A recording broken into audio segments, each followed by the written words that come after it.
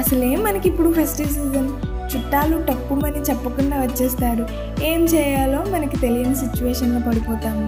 కంగారుతో అది ఇది చేయకుండా సింపుల్గా ఈజీ వేలో ఈ కోకోనట్ పాయసం ప్రిపేర్ చేసుకుందాము. 1 టేబుల్ స్పూన్ గీ వేసుకుందాము. 2 టేబుల్ స్పూన్ వరకు బియ్యం రవ్వని యాడ్ చేసుకొని ఇది 2-3 మినిట్స్ ఫ్రై చేసుకుందాము. ఇలా నేను 1 కప్ కొబ్బరి ముక్కల్ని తీసుకున్నాను. ఇది ఫైన్ పేస్ట్ చేసేసుకుందాం. దీన్ని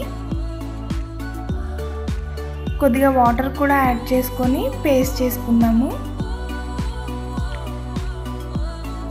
ఈ పేస్ట్ని కూడా వేసేసుకుందాము. 2 మినిట్స్ ఫ్రై చేసుకుందాం.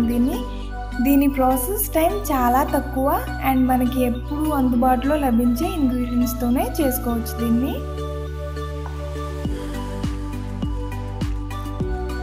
ఇది ఫ్రై అయిపోయాక 2 గ్లాస్ మిల్క్ని కూడా యాడ్ చేసేసుకుందాము.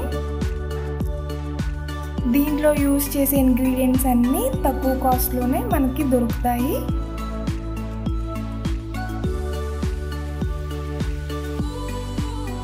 సో షుగర్ని కూడా వేసేసుకుందాం మనం. మీరు షుగర్ బదులు బెల్లంనైనా యూజ్ చేయొచ్చు, ఇంకా హెల్తీగా ఉంటున్నప్పుడు. ఫ్లేవర్ కోసం ఇలాచీ పౌడర్ని కూడా వేసుకుందాము.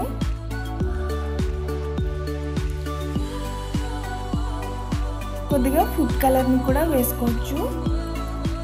ఇంకా సర్వింగ్ బౌల్లోకి సర్వ్ చేసేసుకుందాం. దీన్ని బాదం, కాజు, పిస్తాతో గార్నిష్ చేసుకొని సర్వ్ చేసేసుకుందాము.